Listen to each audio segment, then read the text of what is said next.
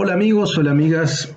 Aquí seguimos con estos videos que son algo así como reflexiones, como análisis sobre diferentes temáticas que estoy realizando ya hace un mes aproximadamente en función de algunos ida y vueltas que me consultaban en las redes sociales, en Instagram ahora en forma particular. Así que decidí hacer este video sobre el tema del liberalismo. Tema complicado. Vamos a plantearlo de entrada, es un tema complejo, un tema que tiene diferentes aristas, que se puede encarar desde diferentes lugares, que hay que acotarlo porque es imposible abarcarlo. Así que en verdad, más que liberalismo, podemos hablar de liberalismos, ¿no? Con S, en plural. Porque es muy difícil situarse. Entonces, en principio, así como hice en los anteriores videos, tengo algunos libros y también tengo algunos apuntes, ¿no? Que me van a ayudar un poco para ordenar algunas ideas y para situarme históricamente en el eje de reflexión, en el tema de reflexión de hoy. A ver, es imposible hablar sobre la historia del liberalismo como filosofía política, digamos, desde el siglo XVIII, hablando del liberalismo clásico hasta el siglo XXI. Así que voy a acotarme y voy a centrarme sobre todo en el liberalismo moderno. ¿Qué es el liberalismo moderno? Bueno, sobre todo a partir del siglo XX, ¿no? Posiciones liberales en su diversidad en el siglo XX y siglo XXI. Entonces, me parece que ahí hay dos elementos, hay dos emblemas o dos puntos de partida, que son los siguientes, que desde mi punto de vista y desde el punto de vista de muchos investigadores, operan algo así como una reformulación, como un reboot, como se dice en el cine, digamos, ¿no? De la tradición liberal. La tradición liberal, el pensamiento liberal, digamos, que surge en el siglo XVIII, ¿no? Los pensadores canónicos, sea en la escuela anglo, sea en la escuela francesa, pensemos en Adam Smith en adelante, digamos, pero también, por supuesto, en la tradición francesa. Cada tradición es muy distinta, comparten idearios comunes, un ideario antimonárquico, antiabsolutista, etc. Bueno, esa tradición que surge en el siglo XVIII tiene que reconfigurarse, tiene que repensarse, sobre todo en el siglo XX. ¿Por qué? Porque en el siglo XIX ocurrió algo que se llamó Revolución Industrial. Entonces, una cosa es hablar del liberalismo para pequeñas comarcas, para pequeñas conglomerados urbanos, etcétera, donde el comercio era algo habitual y era algo muy interesante, que generaba, como decía Hume, hábitos de conversación humana, empatía, etcétera. Y otra cosa es hablar de un sistema de mercado, hablar de derechos individuales, de derechos civiles, después de la Revolución Industrial, digamos, donde ya hablamos de grandes masas urbanas con los problemas que implica vivir juntos, con los problemas de tipo sanitario, con los problemas de tipo higiénico, con las epidemias, con las condiciones de trabajo, con un montón de problemas que no existían en el siglo XVIII. Bueno, esa cantidad de problemas, ese cambio básicamente en Europa, estamos hablando, obliga sobre todo algo así como una reconfiguración de una posición liberal, de lo que se considera una posición liberal, a mediados, un poquito antes, digamos, del siglo XX. Y ahí hay dos momentos que me parece que son importantes. ¿Por qué son importantes estos dos momentos? Porque, a mi juicio, el problema del liberalismo, o de la posición que se llama, o que uno plantea como liberal, es su polisemia. Uno puede tomar una persona que se define como liberal y ponerla al lado de otra que se define como liberal, y prácticamente tienen posiciones en muchos aspectos antitéticos, donde uno se pregunta, ¿cómo puede ser que estas dos personas se digan liberal, se piensen liberal, y sin embargo tienen posiciones que parecen absolutamente opuestas y que son absolutamente opuestas? Eso tiene una razón de ser. Eso tiene una razón de ser. Y esa razón de ser, a mi juicio, tiene que ver con esa reconfiguración del liberalismo a partir de la década del 30. En la década del 30 hay dos momentos que son fundamentales en el sentido de la refundación de las posiciones liberales. Un momento es el New Deal. En 1933, de 1933 a 1939, un paquete de políticas públicas de Roosevelt en Estados Unidos para hacer frente a la Gran Depresión. Pero no fue solamente un paquete de políticas públicas que implicaba un mayor intervencionismo del Estado. ¿no? Que implicaba elementos que tenían que ver con la sindicalización, con las unions, que implicaban ciertos derechos laborales, ¿no? Cierta normativización de esas cuestiones, sino también implicaban otro tipo de luchas, ¿no? ¿Por qué es importante el tema del New Deal? Porque me parece que todo el liberalismo moderno, voy a decir liberalismo moderno y no emplear tanto el término neoliberalismo, porque si bien ese término existe y ahora lo vamos a ver, es un término complejo. Es un término complejo porque en general está contaminado de una posición peyorativa, negativa, que yo no voy a usarla. O sea, cuando diga neoliberalismo lo voy a decir en un sentido técnico y voy a explicar qué es, sin ningún tipo de tufillo peyorativo ni negativo, solamente técnico descriptivo. Ahora, ¿por qué me parece que es fundamental el New Deal? Porque todas las posiciones liberales modernas, de alguna manera, se ven en la obligación de situarse a favor del New Deal o en contra del New Deal. Es algo así como la piedra de toque. Y eso no quiere decir que los que apoyaron el New Deal sean antiliberales, ni los que están en contra del New Deal sean conservadores o sean liberales clásicos que se quedaron en el siglo XVIII. No, cada uno intentó fundamentar diferentes posiciones, pero me parece que el New Deal fue como la piedra de toque del liberalismo moderno, ¿no? Hay otro momento que es importantísimo en la configuración de lo que es el liberalismo moderno, que es el coloquio Walter Lippmann en París en 1938. Vean ustedes, el New Deal 1933, el coloquio Lippmann en París 1938. O sea, la década del 30 es el momento donde se reconfiguran las posiciones liberales.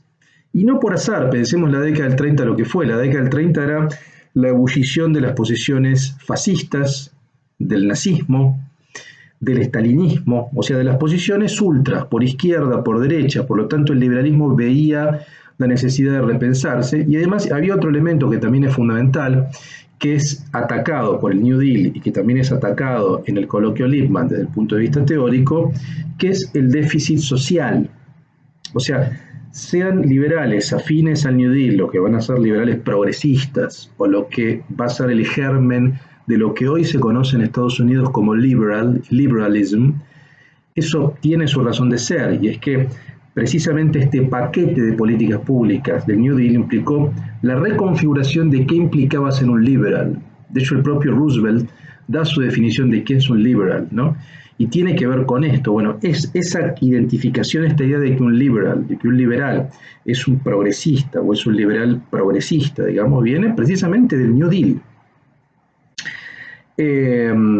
Y a partir de esa adscripción a ese paquete de políticas públicas, que además va a tener que ver obviamente con derechos civiles en la década del 60, es decir, con una historia, pero esa historia comienza en la década del 30, ¿no? Y en el coloquio Lippmann también se va a pensar la cuestión del déficit social, probablemente desde políticas anti-New Deal, pero también va a ser un problema el déficit social. ¿Con esto qué quiero decir? Y retorno al punto de partida. El liberalismo en el siglo XX se enfrenta con otros problemas muy distintos a los problemas del siglo XVIII. En el siglo XVIII el problema era el absolutismo monárquico, el feudalismo, etcétera, el avance del Estado. El problema en el siglo XX, a principios del siglo XX, los problemas son otros totalmente distintos. Un problema va a ser, yo diría básicamente que uno puede dar cuenta de dos o tres problemas. Un problema va a ser el déficit social, eso hay que solucionarlo, los liberales se dan cuenta. Incluso tácticamente se dan cuenta, digo, si no quieren que la revolución socialista siga triunfando, si no queremos que los totalitarismos sigan dando cuenta de esos problemas, desde la posición liberal hay que solucionar el déficit social, hay que solucionar la pobreza y la desigualdad. Son problemas que deben atacarse de alguna u otra manera. Ese problema va a estar desde posiciones intervencionistas o más intervencionistas al estilo New Deal o incluso keynesianas, o desde posiciones no intervencionistas o no tan intervencionistas en ese sentido, pero que dan cuenta de un problema, y pienso, por ejemplo, en un mínimo vital, y pienso, por ejemplo, en el impuesto negativo de Milton Friedman, y pienso, por ejemplo, en los vouchers educativos. Digo, son diferentes formas de solucionar un problema que los liberales eran conscientes de que había un déficit social. Pobreza, desigualdad, es un tema que hay que pensarlo. Otro problema también eran los monopolios, ¿no? Una cosa era el viejo liberalismo, el clásico liberalismo, digo, Y otra cosa es el liberalismo ya en el siglo XX, donde la monopolización fue un problema, digo, ¿no? La tendencia del mercado, lo que llaman en el coloquio Lippmann algunos ciertos intelectuales, las causas endógenas, digo, ¿no? El mercado librado a su suerte tiene una suerte de, una especie de déficit de monopolización o oligopolización que quizás sea un residuo feudal. Eso también hay que atacarlo, digamos, ¿no? Y causas exógenas, que ahí sí tiene que ver con la aparición de los socialismos, la aparición de los totalitarismos, etcétera. Pero en definitiva, me parece que los problemas tenían que ver con eso, sobre todo con la monopolización, la oligopolización del mercado y con el déficit social, o con, si ustedes quieren, la seguridad social en términos generales. ¿Cómo se ataca ese problema? La pobreza. ¿Mm? Esto va a ser encarado desde posiciones más pro-New Deal o desde posiciones que son las que se van a ver en el coloquio Walter Lippmann de 1938 en París. ¿Qué fue el coloquio Walter Lippmann? Bueno, acá yo tengo, por ejemplo, esta edición, ¿no?, en francés, ¿no? Le colloque Lippmann aux origines du néolibéralisme. Esta edición tiene un prólogo muy bueno, muy pormenorizado, de Serge Jodier, que a mi juicio es uno de los investigadores, de los filósofos políticos franceses más importantes que trabaja en la tradición liberal en toda su dimensión, socioliberal, neoliberal. Tiene un libro muy interesante sobre Foucault y el liberalismo, etcétera, que hace una introducción a los problemas del coloquio Lippmann. El coloquio Lippmann, ¿qué fue? En principio hay que hablar de quién fue Walter Lippmann, que es el que le coloca el título al coloquio, digamos, ¿no? Walter Lippmann fue un periodista, fue un filósofo devenido más periodista, editor de un medio que se llamaba The New Republic, un medio progresista. Él era keynesiano, su formación era keynesiana, afín a Roosevelt, afín al New Deal, afín a ciertos filósofos pragmáticos norteamericanos como John Dewey, por ejemplo, o William James. Venía de esa tradición, y curiosamente o paradójicamente, vean, este hombre que era keynesiano, afín al New Deal, que era un liberal progresista, un liberal, es el que le da el nombre al coloquio que supuestamente es el origen del neoliberalismo, el origen de todos los males, según las visiones o las posiciones sesgadas, críticas, que es el neoliberalismo. Entonces vean ya que hay una paradoja de entrada. Un socialdemócrata, un keynesiano, alguien afín al New Deal, es quien encabeza el coloquio que dio origen al neoliberalismo. Ahí tenemos ya una paradoja extraordinaria, digamos, ¿no? Pero bueno, este hombre publicó un libro muy interesante que se llama, que en francés se tradujo como, creo que La Ciudad Libre, no me acuerdo exacto, creo que es La Ciudad Libre. Ese libro, bueno, él lo escribió en inglés, se traduce en francés. Louis Rougier, que era un filósofo francés, lo invita a París a presentar el libro y a armar una suerte de coloquio en torno al libro, pero en torno a repensar la tradición liberal.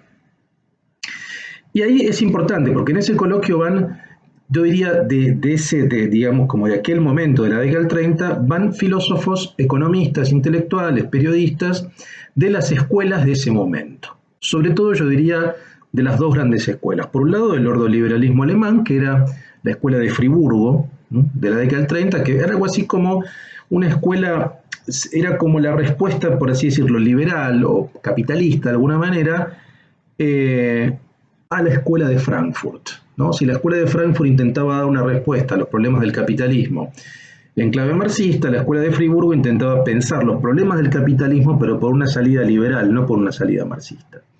Y ahí sobre todo hay grandes intelectuales como Röpke, como Rousseau, como Müller-Armack, como Walter Eucken. Son nombres que por ahí no son muy conocidos incluso para quienes se autotitulan liberales, pero son fundamentales, fueron fundamentales para la refundación de Alemania luego del nazismo, en lo que se conoció como el milagro alemán, y a la postre de la economía social de mercado. Y por otro lado tenemos otra línea que son los intelectuales de la escuela austríaca, sobre todo Mises y un joven Hayek, y también otros intelectuales franceses, como por ejemplo Louis Rougier, como Raymond Aron, un muy joven Raymond Aron, que no toma la palabra, pero que está presente, y otros, por supuesto. También había otros ingleses, había algunos españoles, ¿no?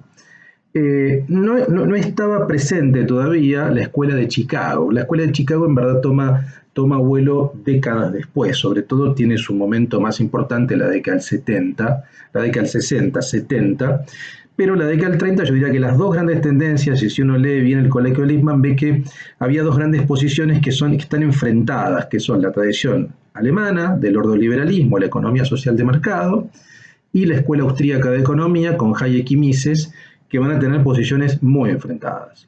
El término neoliberalismo se acuña en el Coloquio Lippmann. Si bien es cierto que esa expresión neoliberalismo ya venía de antes, aparece, uno puede rastrearla en otros textos, y lo curioso es que aparece, por ejemplo, en otros textos, también ya de fines del siglo XIX, 1890, ya aparece esa expresión, y principios del siglo XX aparece esa expresión, pero aparece precisamente para la necesidad de un nuevo liberalismo, de un liberalismo moderno, de un liberalismo del siglo XX, que piense estos problemas que yo les mencionaba, el déficit social, la monopolización, la pobreza, la desigualdad, etc. Y lo curioso es que esa palabra aparece más vinculada con posiciones de izquierda o socialdemócratas, por así decirlo, con posiciones ultraliberales, con lo que hoy uno asocia en general, o por lo menos en la vulgata, con el neoliberalismo. Y de hecho en el Coloquio Lippmann, quien plantea este término, bueno, ¿cómo llamamos al nuevo liberalismo, al liberalismo del siglo XX? Y se lanzan varios nombres, algunos van a decir liberalismo constructivo, otros liberalismo social, y finalmente Alexander von Rostow, economista de la Escuela de Friburgo, va a decir neoliberalismus. Ahora, ese neoliberalismus va a ser crítico, por supuesto, de las economías y de las posiciones más colectivistas planificadoras, por supuesto de los totalitarismos, pero también, y yo diría sobre todo, del liberalismo clásico manchesteriano, o sea, del laissez-faire. El neoliberalismo, al revés de lo que se piensa, digamos, es una idea interventora del Estado, por lo menos en su fundación. La fundación, en la palabra, y en el término y en el concepto que acuña Alexander von Rostow, tenía que ver con la necesidad de un Estado que intervenga, una visión interventora, artificial incluso, salir de la visión naturalista, idealista del laissez-faire, ¿no? Ese fue el gran problema. De hecho, todos los liberales modernos van a ser muy críticos del liberalismo manchesteriano, el liberalismo clásico, del laissez-faire. Van a ver que eso ya quedó en el olvido, que es otro mundo, que después de la Revolución Industrial no podemos seguir pensando en términos naturalistas, tan ingenuos, tan inocentes, ¿no? En ese marco, por supuesto, se da una gran discusión dentro del coloquio y se abren, a mi juicio, dos grandes líneas. O sea, una línea que es la línea ordoliberal, la economía social de mercado, que va a decir, bueno, el Estado debe intervenir, debe hacerse cargo de la cuestión social, también debemos pensar la seguridad social, se hablan de impuestos, se habla incluso de impuesto a la herencia. Habrá una línea, si ustedes quieren, más afín a la socialdemocracia, que es la línea ordoliberal, la línea de Rostow, la línea del fundador del neoliberalismo, la línea del propio Walter Lippmann, que incluso era afín al New Deal, ¿no? Y una línea, sí, que va a decir, no, en verdad debemos recuperar los valores clásicos del liberalismo del siglo XVIII, que va a ser la línea de la escuela austríaca, la línea de Mises, la línea de Hayek. Probablemente más adelante en esa línea también se va a agrupar la escuela de Chicago, en algunos aspectos, no en todos, en algunos aspectos. Por lo tanto, vemos que desde el origen, desde lo que a mi juicio es el origen desde el punto de vista teórico del liberalismo moderno, que es el coloquio Walter Lippmann, en la década del 30, no hay una idea de qué es ser liberal. Hay, a grandes rasgos, dos ideas. Una idea que tiene que ver con el liberalismo del siglo XX implica una reconfiguración, y esa reconfiguración implica un Estado más interventor. Implica atacar las cuestiones de las desigualdades, defender las libertades civiles, defender, por supuesto, ampliar los derechos civiles individuales, pero sobre todo atacar las cuestiones de desigualdad de origen, donde no hay ninguna elección individual, donde no hay ninguna autonomía ni nada, digo, donde, como diría Rawls, producto de la lotería natural, uno nace donde nace y no tiene ninguna responsabilidad. Bueno, eso hay que atacarlo. Entonces, hay una línea, en definitiva, que es afina. Walter Lippmann, que era keynesiano, o venía por lo menos de una tradición más keynesiana, y los ordoliberales, la economía social de mercado, que de hecho esa visión, digamos, después va a ser tomada por la democracia cristiana, pero también por el Partido Socialdemócrata, que en 1959 abjura de las tesis marxistas y en 1979 también adopta la economía social de mercado. Y pienso en Willy Brandt, ¿no? Y después en Helmut Schmidt, ¿no? En los cancilleres federales. Entonces, ahí se forja una idea de qué es ser liberal, que tiene más que ver con la idea norteamericana del liberal o con la idea de un socialdemócrata alemán. Es lo que uno podría llamar un liberal progresista. Si ustedes quieren, en las discusiones más contemporáneas, tendría que ver con la posición de John Rawls en Teoría de la Justicia y el Liberalismo Político, que es este libro de 1993, que a mi juicio es todavía mejor, es más sutil, porque Rawls trata de dialogar incluso o de incluir doctrinas comprensivas no liberales en la convivencia en ciudades multiculturales. Esa es una línea.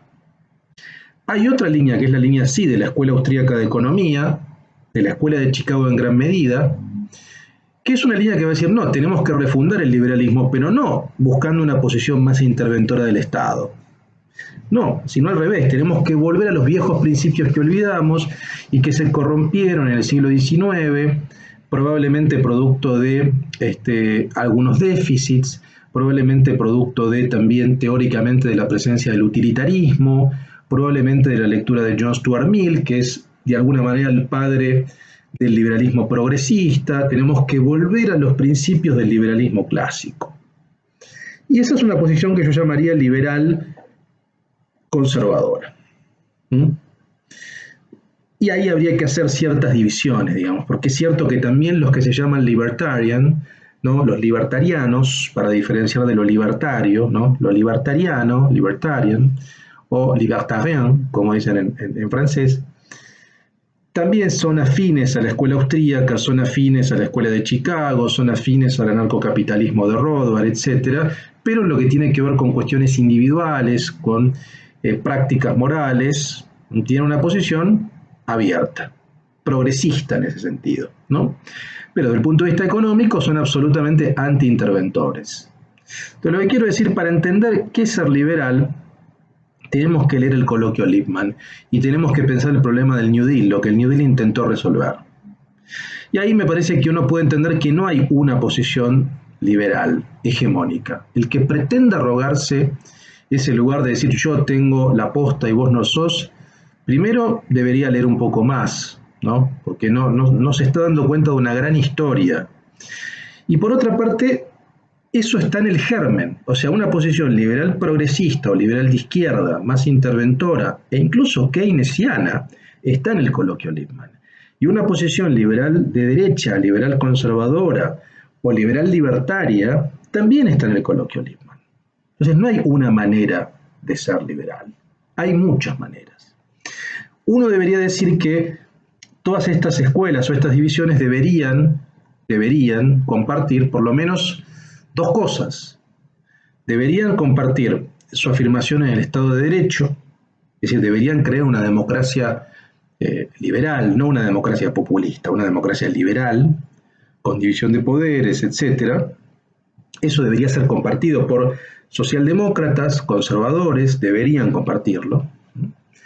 Y compartir también la noción o la creencia en el mercado. Ahora, el mercado como el motor de creación de riqueza, la idea de que no hay otra forma de crear riqueza que no sea a través del mercado. La diferencia es que los liberales progresistas van a decir, bueno, el mercado está muy bien para producir riqueza, ahora para distribuirla no es muy efectivo. Y los liberales de derecha o liberales conservadores van a decir, bueno, el mercado por supuesto es el mejor motor de creación de riqueza y también de distribución. Por lo tanto, la justicia no tiene que ser distributiva, como diría Rawls, sino tiene que ser retributiva, como diría Nozick. Pero en definitiva los dos deberían apoyar el Estado de Derecho y el mercado. Luego tenemos sí todas las grandes diferencias que se dieron en el medio y que en algún punto vienen del coloquio Lippmann, ¿no? Ahora, otro autor que yo creo que es importante y que a veces no se cita demasiado es Ronald Dworkin, Una cuestión de principios, que también es un liberal progresista, es un liberal de la línea de Rawls, que habla incluso del concepto de igualdad liberal o de la idea de que el liberal no debe ser neutral, o debe ser neutral solamente en un sentido muy macro, pero no tiene que tener una posición escéptica, sino una posición más bien proactiva o una posición positiva, ¿no? Es decir, la idea de que uno es libre no solamente en tanto no es obstruido, no solamente en tanto hay una libertad negativa, como diría Isaiah Berlin, sino cuando hay una libertad positiva, una libertad para.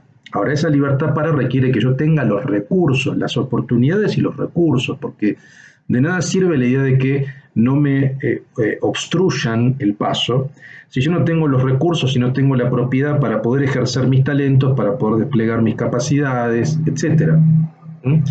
¿Por qué? Porque producto de la lotería natural yo nací en determinado lugar y yo no tuve ningún poder de decisión sobre dónde nazco. Entonces, ¿cómo se me puede atribuir algún tipo de responsabilidad si yo no tengo ningún poder de decisión en qué lugar nazco? Si en una villa miseria o en un barrio acomodado. Ahí no hay ningún tipo de responsabilidad de nada mía.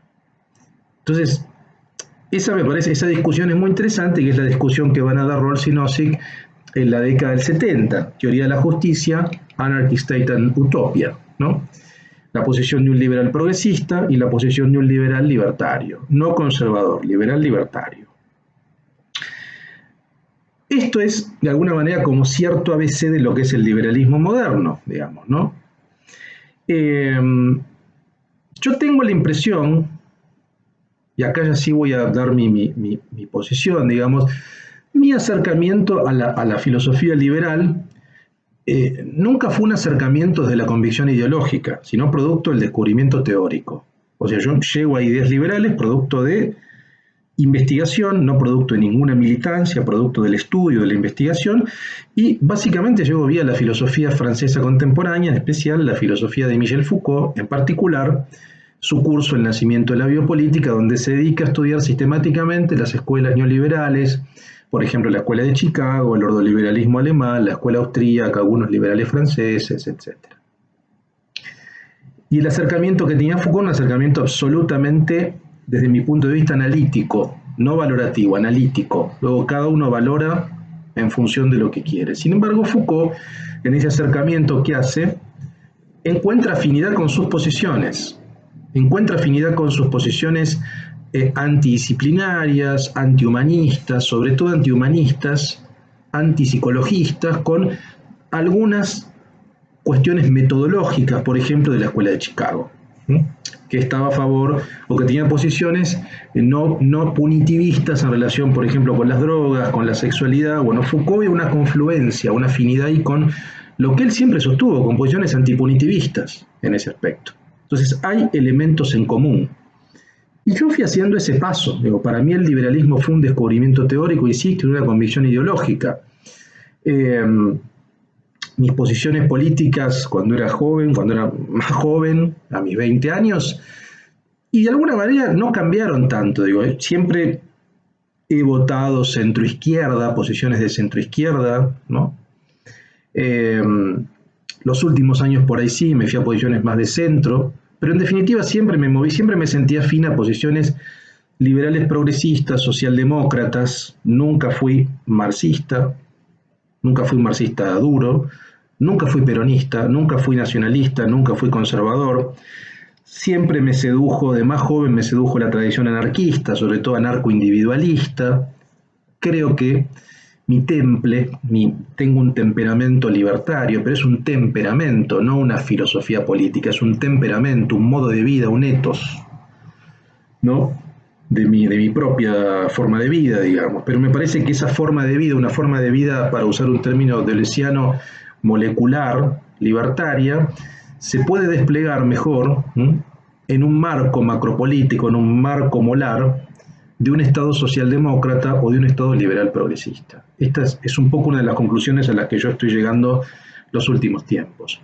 Tuve un momento hace unos años atrás, hace 5 o 6 años, donde me puse a estudiar muy detenidamente producto de Foucault. Foucault fue el culpable, entre comillas, fue el culpable de todo en mi búsqueda, ¿no? Vía Foucault llegué a prácticamente todo lo que investigué, desde el dandismo, pasando por los estoicos, los escépticos, los cínicos, los libertinos, a los liberales, ¿no? Él me condujo a eso y yo después seguí un camino de investigación personal de autores que Foucault ni siquiera cita, digamos, ¿no? Pero que a mí me resultaban estimulantes.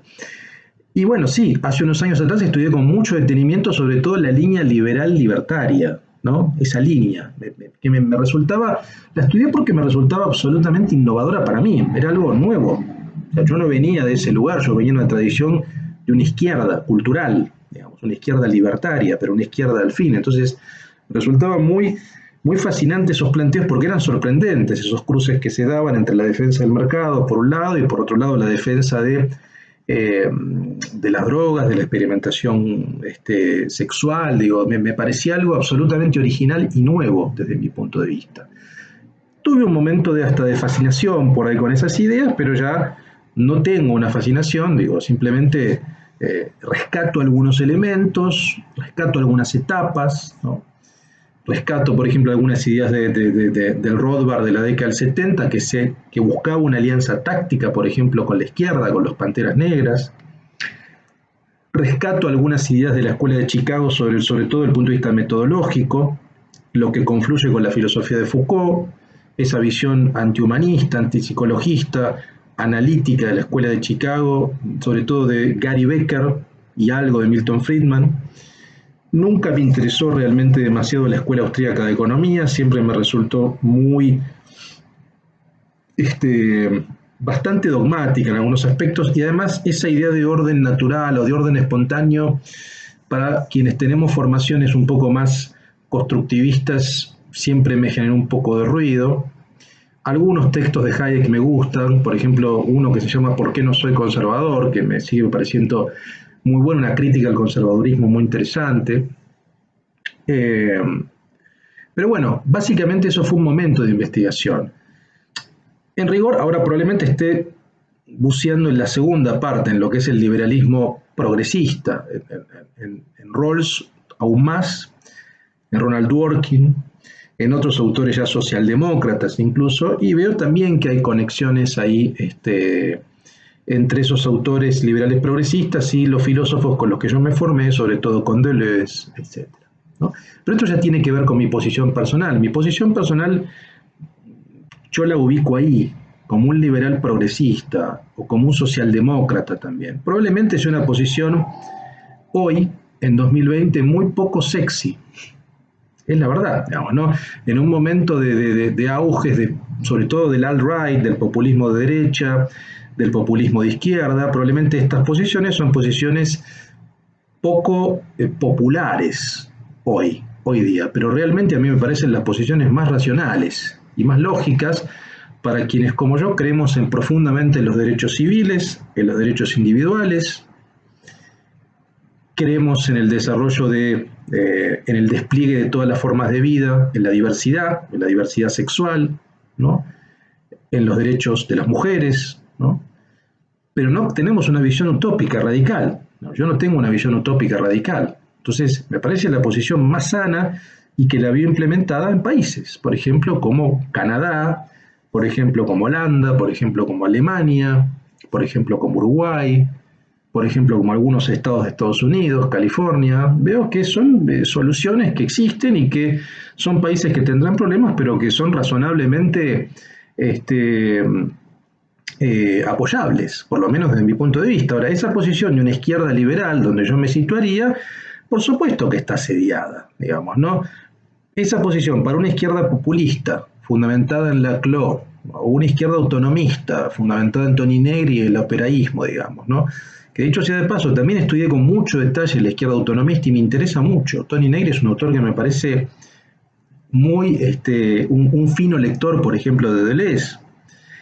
Pero sin embargo, para esas izquierdas más radicales, la izquierda populista, la izquierda autonomista, la izquierda liberal dentro de la que yo me encontraría, digamos, somos neoliberales progres, somos burgueses, somos tecnócratas, ¿no?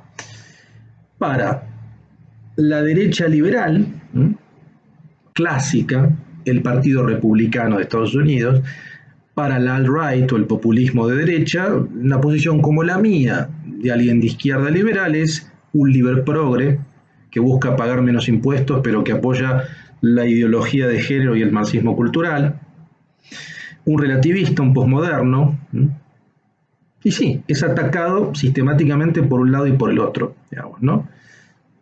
Y claramente es una posición que es impopular hoy, sin duda que es impopular. Digo. Las posiciones populares son las posiciones extremas, ¿no? Las posiciones tajantes, las posiciones sin sutileza, ¿no? No es mi caso, ¿no? Probablemente porque quizá producto del envejecimiento, ya cada vez soy más grande, me interesa cada vez más lo gris. Ya el blanco y negro me parece bastante burdo, digamos. Posiciones blanco y negro no me van. Lo que me encanta es pintar con grises cada vez más. Entonces, probablemente puedo ser lo más socialista que pueda ser un liberal o lo más liberal que pueda ser un socialista. Esa es una definición que me resulta simpática, que me resulta que está bien, digamos. Y insisto, como les decía antes, probablemente sea la posición desde el punto de vista molar en términos de Deleuze o macropolítico, que más afín veo con una posición en el sentido molecular y en el sentido de mi vida personal, que es más libertaria, más afín. Es decir, uno puede desarrollar, desplegar el estilo de vida que uno quiera, precisamente en estados liberales progresistas, que garantizan derechos, que garantizan una seguridad social, que garantizan un piso básico, un respeto a los estilos de vida diversos, etcétera, pero a la vez permite la posibilidad del emprendimiento, permite la posibilidad del comercio, ¿no? Me parece una posición lógica. Lo que sucede es que las posiciones lógicas hoy no gozan de demasiado éxito, me parece. Y más en la Argentina, que eso sería para un video aparte, que probablemente lo pueda hacer en otro video, donde realmente este tipo de posiciones son posiciones que no tienen representación, ¿no? Históricamente, probablemente, yo creo que el partido que más se acercó a esto fue el Partido Radical, la Unión Cívica Radical, digo, que tenía sobre todo en la época de Alfonsín, pero incluso antes también, digo, que era un partido socialdemócrata, un partido que defendía la libertad, básicamente las libertades civiles, la institucionalidad, etcétera, que creía en un mercado con más intervención, obviamente, una economía más intervenida. Pero bueno, es un partido que también ha modificado mucho su perspectiva. No lo sé, o sea, creo que a nivel local es complejo, digamos, ¿no? Ese arco es un arco complicado, digamos, ¿no? Y tengo la impresión de que tenemos dos posibilidades a grandes rasgos, una posibilidad que es más populista o más nacional popular, digamos, una posición que supuestamente es liberal republicana, y al interior de esa posición hay posiciones conservadoras y liberales. Pero lamentablemente en esa posición hay una hegemonía más conservadora que liberal, ¿no? Pero bueno, esto da para otro video, digo, hablar específicamente de los partidos políticos argentinos no era la idea. La idea era hacer un video sobre liberalismo, sobre liberalismos, eh, y situar un poco mi posición particular, mi posición personal, digamos, ¿no? Espero que haya aclarado algo, no sé si aclaró algo, probablemente oscurecí todavía más la situación. Espero les interese el video y seguramente seguiremos haciendo algunos de estos videos. Hay un par de temas más que me pasaron y que yo pensé que están buenos.